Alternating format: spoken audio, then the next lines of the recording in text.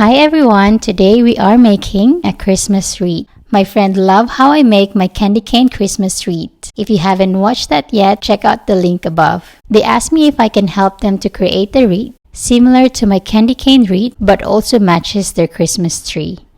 And here is what I came up to. I'll show you how I create the full 60 cm wreath with gray and white theme with a hint of red to give it a festive look. I can't find a bigger base, so I bought a 40 cm wreath and a garland from Spotlight.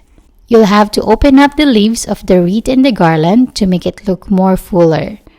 Then, I use a twist tie to wrap the garland around the wreath. I didn't want to cut the excess when I reached the end because the garland base is too thick. So I continue wrapping it around and connect it to the next layer. This will even give us more fuller look for our wreath. To avoid the hole in between the wreath and the garland, just crisscross the leaves to cover the hole.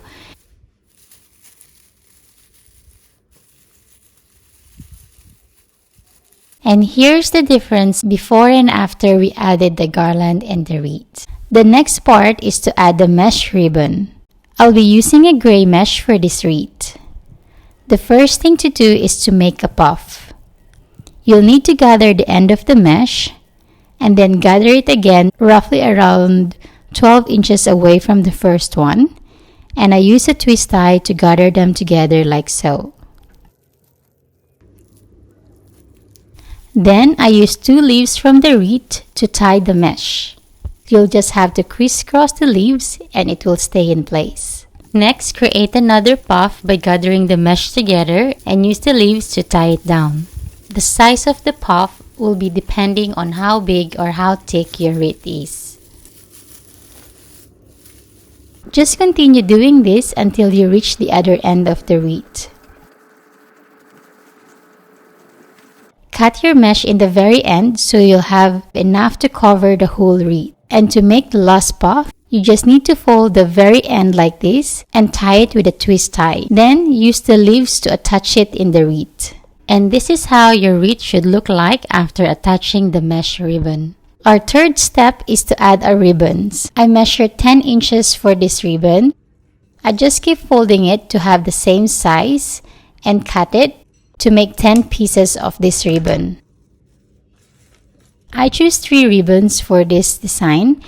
2 are plains, which are gray and red, then a printed one that go along with our design. I also cut the end with a V-cut to create a fish tail.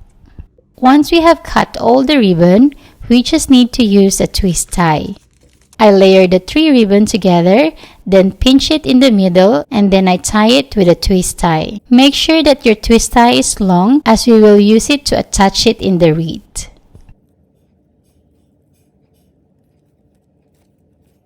After you tie the 3 ribbons, you need to maneuver it and flop it out like this.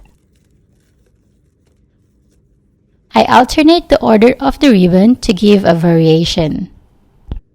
Before you tie the ribbon in the wreath, I lay it down first to find the right position so I don't need to keep untying it and tying it back if I'm not happy with the result. What I did is I alternate the position, putting it inside and outside part of the wreath.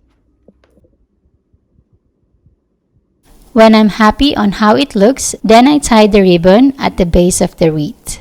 Make sure to tie the ribbon very tightly on the base so the middle part of the ribbon will sink into the wreath. Our last step is adding the decoration. I first lay down all the ornaments before I attach it permanently. Here you can see the decoration or the ornaments I've chosen for this wreath are all the white, gray, and silver. And I also have this beautiful angel made of cappies that matches their beautiful cappies lantern made from the Philippines. Now that I'm happy on how it looks, it's time for me to attach it permanently.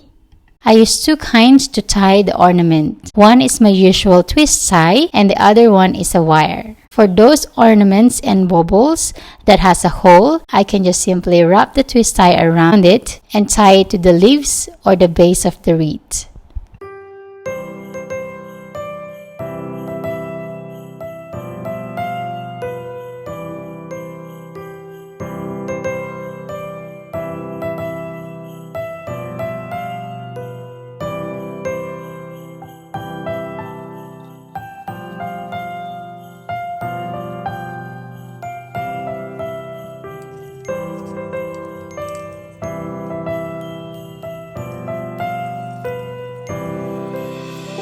I use the wire for the soft ornament like this.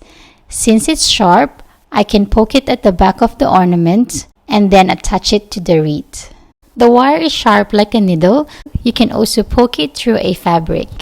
Lastly, for the peaks, I use a twist tie and wrap it around the stem, then attach it to our wreath.